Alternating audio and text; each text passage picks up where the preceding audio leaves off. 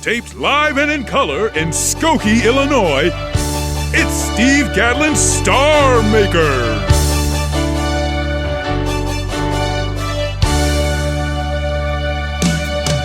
When you feel so full of talent and you've got that special pep, when Hollywood and Broadway are calling you and you want to take that very first step, I'm Steve Gadlin Star Makers. you're gonna do fine. I'm Steve Gadlin Star Makers. It's your time to shine. The audience is seated, the spotlight's shining bright. Get out there, you shooting star, and sparkle through the night. I'm Steve Gadlin Star Makers. It's so loud. I'm Steve Gadlin Star Makers. You're wow with the crowd. Steve Gadlin Star Makers. Steve Gadlin Star Makers. Steve Gadlin Star Makers. Yeah! And now, the host of Steve Gadlin Star Makers, Steve Gadlin. Oh, hello, I didn't see you there. Oh, just kidding. That's an old showbiz joke.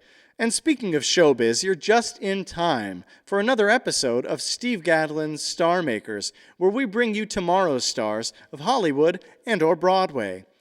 If you're looking for talent, then you've come to the right place, because talent and talented people are our specialty. And as the French might say, our raison d'etre. Now, is there anything funnier than a clown? Yep, you guessed it, 2 clowns. We love clowns because they show us what the world would be like if everyone were so silly. We're especially honored to have the country's oldest performing clowns on our show. Get your tickle bone out and get ready to meet Bobo Sr. and Bobo Jr. Hey, I'm Bobo Jr., the clown from the Chicago Senior Clown Troupe. And I'm here today to do a couple of jokes for you and a couple of special acts. Hey. Wait a minute. Wait, look who's here. It's Bobo Sr. What's going on back here, Bobo Sr.? I've been sitting here for gosh knows how long. I'm, 97 years old. I getting up, take a walk around the block once in a while. Well, you're only 94, actually, but that's okay. That's all right. I'm still accepting presents. Well, what do you need to do, Bobo Sr.? Take a walk around the block. Well, we're doing a show here. I can't help you. Well, why can't I just go by myself? Huh? No, because you're 90. You can get up though. I can get you started. But I can't help you. Wait. I got to don't take a walk yet. I got to find somebody. Who are you gonna find? Why do you have to take a walk around the block? Because I'm 97 years old and I haven't taken a walk around the block for a while. Okay, well, I can't go because I got to do a couple little magic tricks. But let me find someone for you, okay? No, you can't go by yourself because you're 94. Hold on. Wait there, Bobo. Let me stay there. I'm gonna find someone. I got Steve over here, the host of this show. Steve, come on in. Hi. How are you? Hi. I know you're busy, but Bobo Sr. here, he really needs to walk around the block, and I don't think these cameras can follow him, but you know what, I'll tell you what, can you help us maybe? I'm supposed to stay here and introduce the acts and interview people. I really should just sort of stay around here. Or I just go by myself. No, that would be too dangerous. It's a big block. Steve, you got to help us out here. Maybe we'll do a quick walk. Tell you what, I'll take care, while you guys go walk around the block, I'll entertain everyone out there on your show, and Steve here's going to take you around the block. Okay, Bobo? Okay, I'll take you around the block. I'll tell you what, maybe you better hold on to my hand over here. On the Okay. other hand. And I'll just Face the over here. Okay. on his right. Here, come on over here, Steve. Over here. Come on, Steve. You got to get this. Okay. I'm just gonna go for a walk around the block. Okay. Here we go. Walk around the block. Yeah, let's go. Okay. Here we go.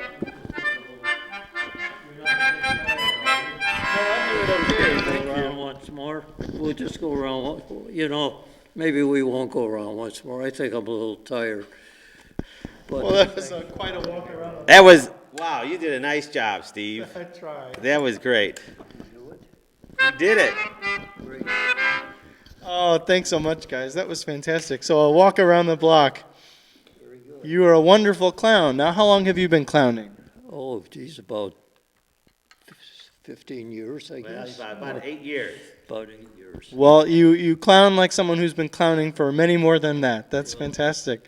And how did the two of you get started as a father-son clown duo? That's an interesting. Well, let me. Oh my God! What's wrong with the equipment here? It's okay.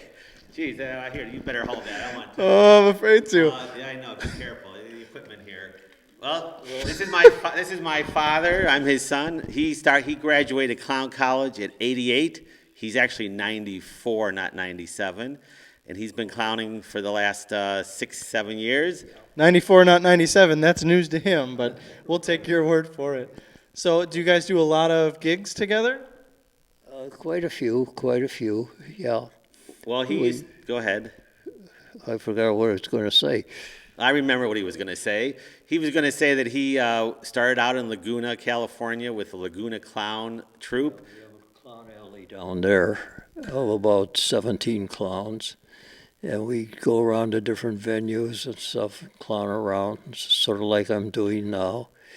And luckily I've been able to continue to do it a little bit while I'm up here. He's back in Chicago, and we're actually members of the City of Chicago Senior Clown Troupe. Wow, that's fantastic. He's my father. He is the oldest working clown in Chicago. I'm one of the younger ones in the troupe. Probably the second oldest clown in Chicago yourself. Or no, I'm kidding. We do what's called walk-around clowning. So when we go to about 2 or 3 senior events a month, and we go to senior homes, and we go to things like that, and we do walk-around clowning. There's about 8 or 9, 10 clowns that sometimes go to these things, all volunteers. And I know you're I'd like to into cats. introduce you to one of my little beetle dogs. Would you like to have this little dog to take home? I would love to take this dog My home. little beetle dog. Will you grab that cane, please? I'll grab the cane. Okay, just hold out your hand. We'll just see if we can get you a little doggy here. Wow, that's a little dog. It's a little doggy. That is great. You can take him home. Wow, thanks so much. I just want to caution you, he's not housebroken. So you might see little beads around the house. Okay, that's fine. Well, you guys are a real delight. I'm so happy that you could come on Steve Gadlin Star Makers. Well, I thank you for having us. You can come back anytime, anytime. You can bring your clown son, too, with you. He'll come back when he's 90, when he's actually 90. Yes, we'll get him at 97. Great. Thanks so much, guys, and we'll be right back.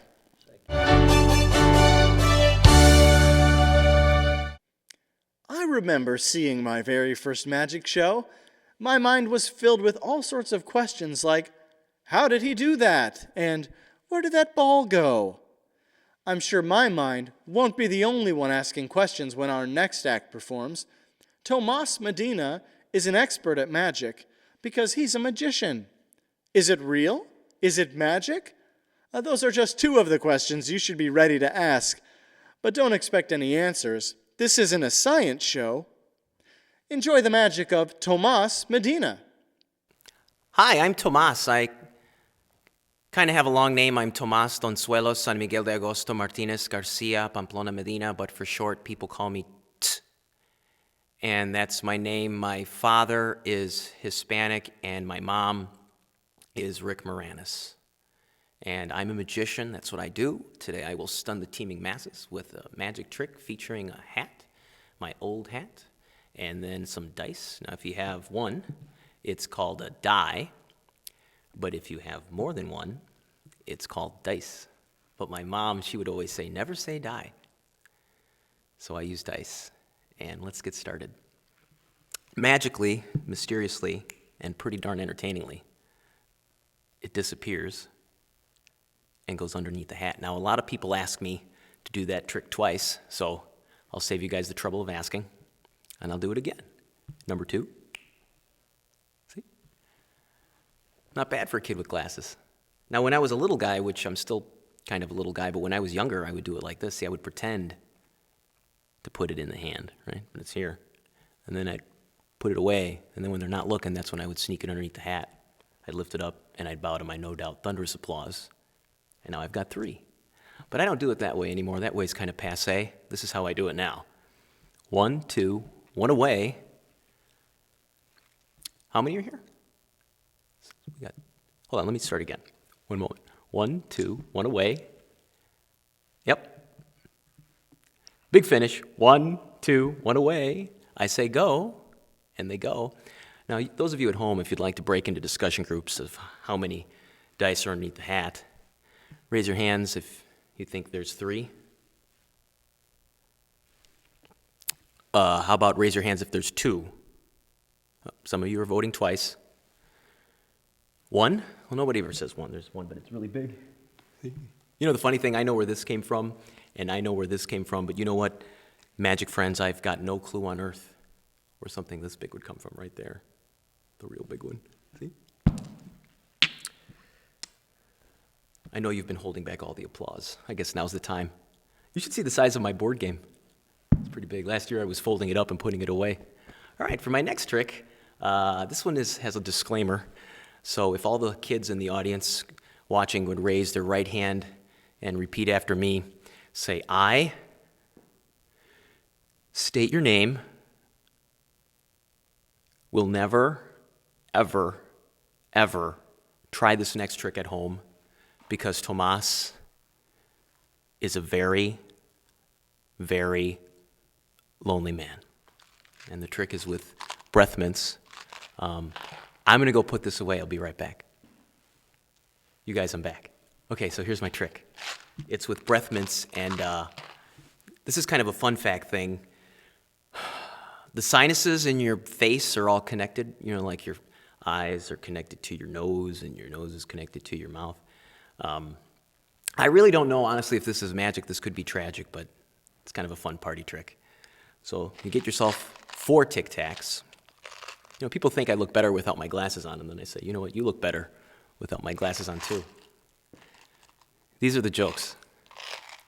All right, so here's the trick. I got the breath mints and the 4 Tic Tacs, and then normally I have some water, but I could use saliva because, and here's a fun fact. See, the saliva gets into the spit, it gets into the germs' eyes so they can't see where they're going, so they lunge at each other. Kills the germs. Okay, here we go. I lick the Tic Tac. There's 1 on the top of my fist. There's 3 in the hand. Now the first one, and again, don't try this at home, or at least if you do, make sure your mom and dad is not watching. Okay? Okay, there's the first one. Please hold the applause. Okay, here's the second one. Top of the hand. And then there's 2 here. And then this one. Now when you do this, it might be a good idea to have your buddy on the cell phone hit 9, 1, and then hover on the 1, just in case there's tragedy. There's number 2. Okay, the third one.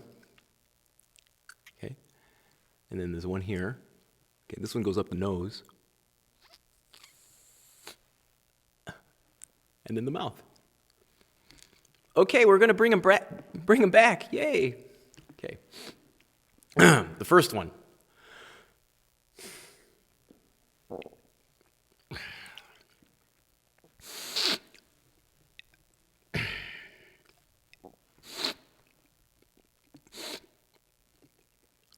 Number 1. Yay, magic. Number 2.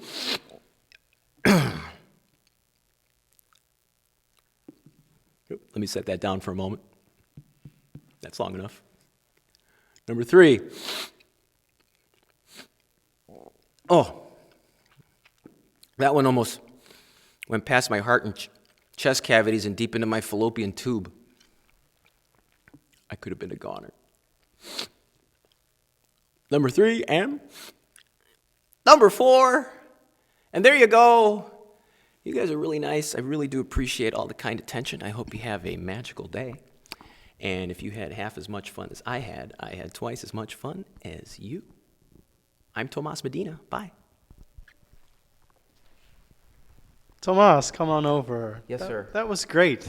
I'd shake your hand, but it's full of wet Tic Tacs. It's okay. I always like to reuse them for other shows. That's great. So tell us, Tomas, when did you decide to become a magician? I really didn't. It all happened by accident. I liked magic tricks. I learned one. I did it like a gazillion times. And then I didn't want to let people down, so I kept learning more and more. And then I met somebody who was a magician, and they said, hey, you're good. Would you like to do a show? And I'm like, you mean I get paid for this stuff? And then I just did one. I did another. So Well, that's great. it all kind of fell in my lap. And here you are performing on Steve Gadlin's Star Makers. Well, let me ask you, do you remember the first magic trick that you ever saw?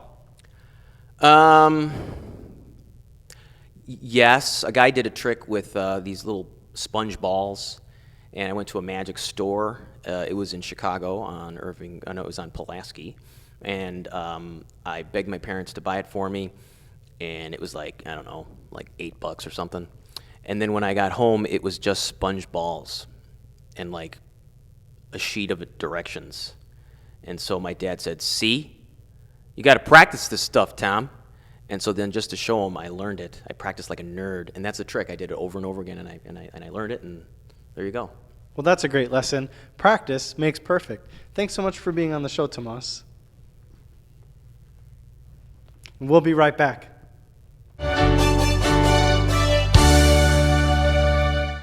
When you hear this next person's name, you'll be tempted to say, Sumpter, I hardly know her. But it's okay to make jokes like that, because this next person is a comedian. Comedians don't mind jokes because they tell them all the time, and that's what makes them comedians. Hey, no more jokes from you and me. A professional is here to make us smile. Let's welcome stand-up comedian Amy Sumpter. Hello. I'm all tangled up. All right. Hello, my name is Amy Sumpter, and I'm a tall, luscious lady, and a hot kick. Bam! That was actually kind of sad. I should have probably stretched it out a little bit, whatever. But I'm a tall, luscious lady, and I fall a lot. Yes, it is true. I fall a lot, and I am 6 feet tall, and it is far away to the ground. Went to Pearl Jam 20. Yes, I just dated myself. 90s forever. Fell down a hill at Alpine Valley. True story. Woke up the next morning, had a heartbeat in my kneecap. So that meant I went to the ER. Fun. They prescribed PT. So I'm at the PT, doing my exercises. I fall a total of 3 more times in 1 month. That's when my PT lady says, Amy, we want you to get a CAT scan to make sure everything's okay up there. And I was like, no, my brain isn't a tumor, I swear to God, because I've always been like this. Over the summer, I was walking in my neighborhood. I was hustling. I had my iPod on. I was working it, pretending in my head like I'm on America's Next Top Model with my iPod on. Get to a stop sign. What? Cross? What? That's how I roll when I'm working it. Past a homeless gentleman. He starts yelling at me. I turn down my iPod, and I begin to soar. And it was one of those falls where I was like trying to catch myself before I hit the ground, but I don't, and I fall, and my iPod disconnects, and I just go, why? Into the night sky. And that's when I hear the homeless gentleman say, you get back up. And I did. Because when the homeless give you life advice, you take it. You get back up. So in that moment, my life became a country western song, and I don't even like country western music. No, thank you. I already have depression. I don't need yours. If I want to hear about your pickup truck, I'll call my dad. Okay, thanks. Anybody here have weird jobs? That's what I thought. I used to be a photo wench of the realm. That's what my W-2 said. Worked at Medieval Times, dinner and tournament. Because when you're an actress in the making, a dinner theater is exactly where you will be discovered, right? That's what I told myself when I was 16 years old. And let me tell you, Medieval Times has a lot of pewter. There's a lot of pewter there, guys. And I would sell medieval programs with photographs in it, because photos were real big in Medieval Times, I'm just saying. And people would be like, hey, wench, get over here. And they thought they were insulting me, but what they didn't realize was wench was on my W-2, so it was all good. I was fine with it. The only bad thing about working at Medieval Times is you say my lord or my lady to all the people that you come into contact with. And unfortunately, sometimes when I would be at Jewel picking up some milk for my mom, I would bump into someone and go, excuse me, my lord. And that would be mortifying. Just saying.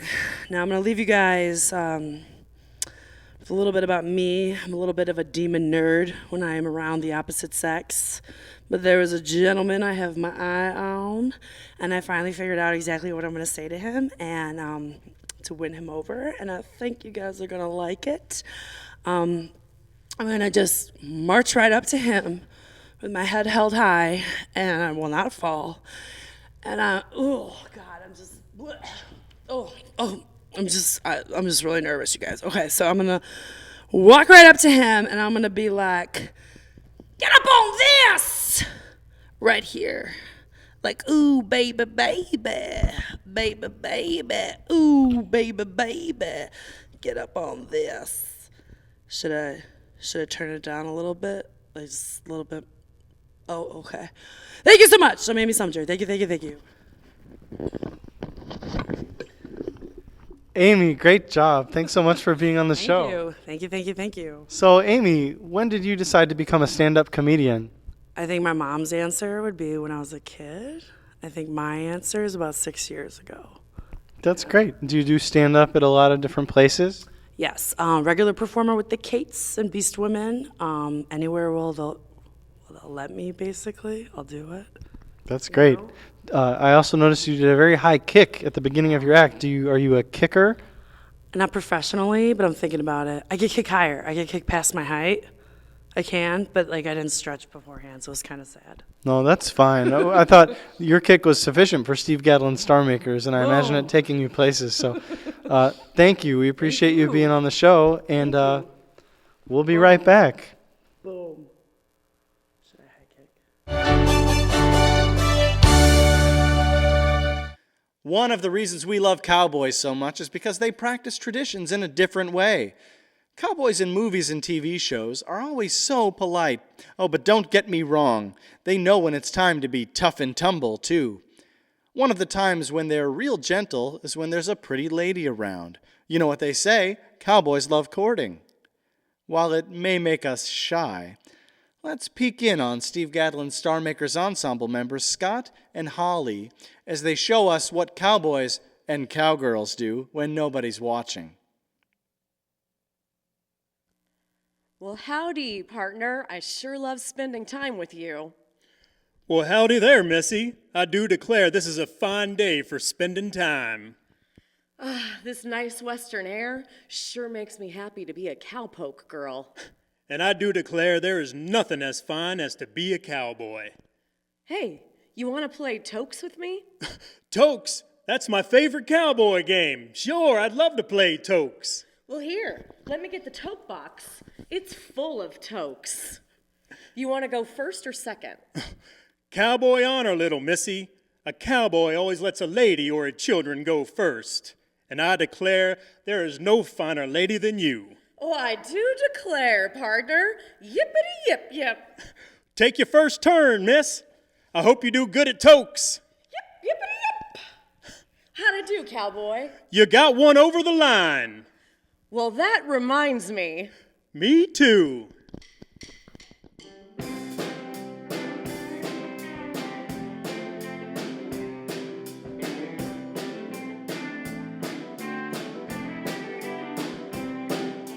One toke over the line, sweet Jesus, one toke over the line. Sitting downtown in a railway station, one toke over the line. Waiting for the train that goes home, sweet Mary, hoping that the train is on time. Sitting downtown in a railway station, one toke over the line. Who do you love? I hope it's me. I've been changing, as you can plainly see. I felt the joy and I learned about the pain that my mama said. If I should choose to make a part of me, surely strike me dead. Now I'm one toke over the line, sweet Jesus, one toke over the line. Sitting downtown in a railway station, one toke over the line. Waiting for the train that goes home, sweet Mary, hoping that the train is on time. Sitting downtown in a railway station, one toke over the line.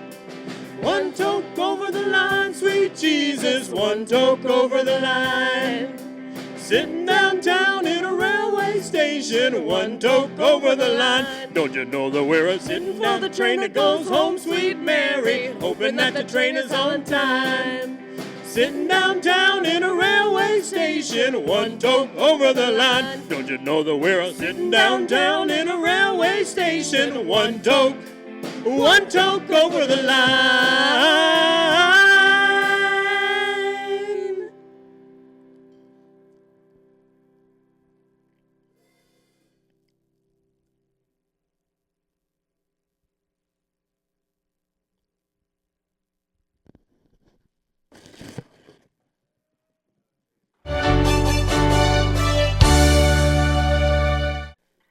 Wasn't that fun? Did you have a good time? Well, the bad news is our show is over. But the good news is that great performances stick with us forever. Sometimes we think about them when we least expect it. And surprise, it's like we're seeing them for the first time all over again. On Steve Gadlin's Star Makers, we tried to bring you a variety of tomorrow's stars of Hollywood and or Broadway. And I think we do a great job.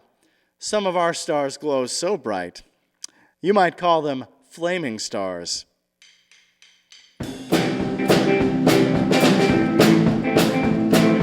Every man has a flaming star over his shoulder. And when a man sees his flaming star, he knows his time has come. Flaming star, don't shine on me, flaming star. Flaming star, keep behind me, flaming star. There's a lot of living I've got to do. Give me time to make a few dreams come true. Flaming star.